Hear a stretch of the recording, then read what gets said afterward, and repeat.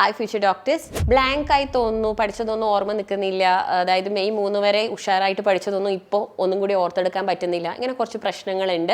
നിങ്ങൾ മെയിനായിട്ട് ഫേസ് ചെയ്യുന്ന എനിക്ക് മനസ്സിലായ കുറച്ച് പ്രശ്നങ്ങൾ, ഒന്ന് ബ്ലാക്ക് ആയി പോകുന്നു, ഒന്നും ഓർമ്മ കിട്ടുന്നില്ല എന്നുള്ളൊരു ഫീലിംഗ്. അത് നിങ്ങളുടെ ടെൻഷൻ കൊണ്ട്, പാനിക് കൊണ്ട് തോന്നുന്നതാണ് കേട്ടോ. നിങ്ങൾ പഠിച്ചതൊക്കെ നിങ്ങളുടെ ബ്രെയിനിൽ തന്നെ ഉണ്ട്. പിന്നെ രണ്ടാമത്തെ കാര്യം, നിങ്ങൾക്ക് ഒരു ചാപ്റ്റർ നോക്കുമ്പം അതിലെ ഒരു പാർട്ട് നിങ്ങൾ നോക്കുമ്പോൾ നിങ്ങൾക്ക് ഫീൽ ചെയ്യാനില്ല, ആദ്യം മുതലേ ആ ചാപ്റ്റർ ഒന്നും കൂടി പഠിക്കണം, എന്നാലേ എനിക്ക് എല്ലാം ഓർമ്മ കിട്ടുള്ളൂ എന്നുള്ളത്. പിന്നെ നിങ്ങൾക്ക് ഫീൽ ചെയ്യുന്ന മറ്റൊരു കാര്യം, MCQs ചെയ്യുമ്പോൾ സ്പീഡ് കിട്ടുന്നില്ല, സ്പീഡ് കുറഞ്ഞു പോകുന്നു. ഇങ്ങനെയൊക്കെ ഒരുപാട് പ്രശ്നങ്ങൾ നിങ്ങളിപ്പോൾ ഫേസ് ചെയ്യുന്നുണ്ട്.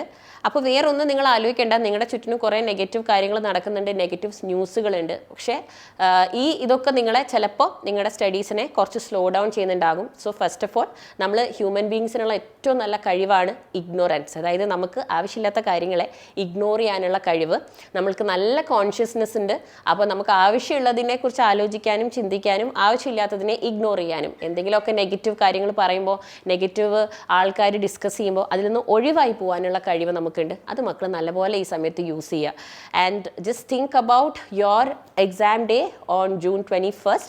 അപ്പോൾ അതിലേക്ക് നമുക്ക് എങ്ങനെ നമ്മളെ ഇംപ്രൂവ് ചെയ്യാം, അതിന് നമുക്ക് ട്രൈ ചെയ്യാവുന്ന ഒരു കാര്യമാണ് കോമ്പൗണ്ട് എഫക്റ്റ്. മക്കൾ കോമ്പൗണ്ട് എഫക്റ്റിനെ കുറിച്ച് കേട്ടിട്ടുണ്ടോ?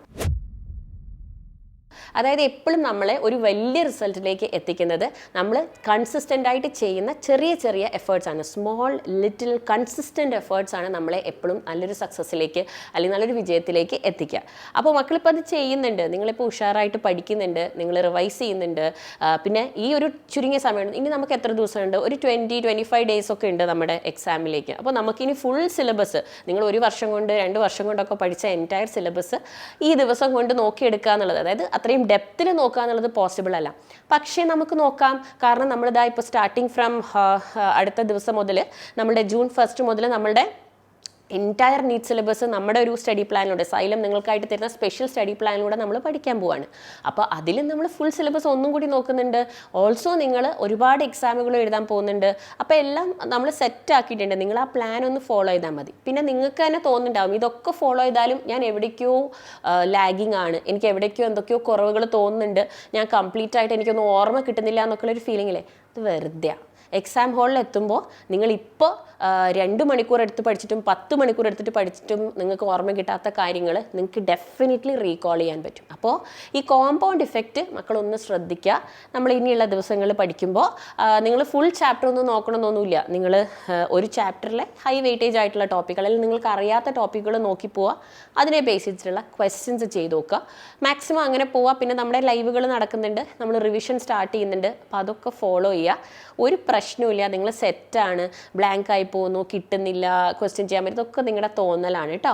അപ്പോൾ ഡോണ്ട് വറി. എപ്പോഴും ഓർക്കുക, നമ്മളുടെ സ്മോൾ കൺസിസ്റ്റൻ്റ് എഫേർട്സ് ആണ് നമ്മളെ വിജയത്തിലേക്ക് എത്തിക്കുക. വേറെ ഒന്നും ആലോചിക്കേണ്ട. It is going to be your day. നിങ്ങൾക്കറിയാം, യു നോ യുവർ സ്റ്റോറി. നിങ്ങൾ എന്താണ് ഇപ്പോഴും ചെയ്തുകൊണ്ടിരിക്കുന്നത്, നിങ്ങൾ എന്തിനാണ് ഈ റീനീറ്റ് ഞാൻ എഴുതാൻ പോകുന്നത് എന്നൊക്കെ നിങ്ങൾക്കറിയാം. അപ്പോൾ വേറെ ഒന്നും ആലോചിക്കേണ്ട. Just give your best. All the very best.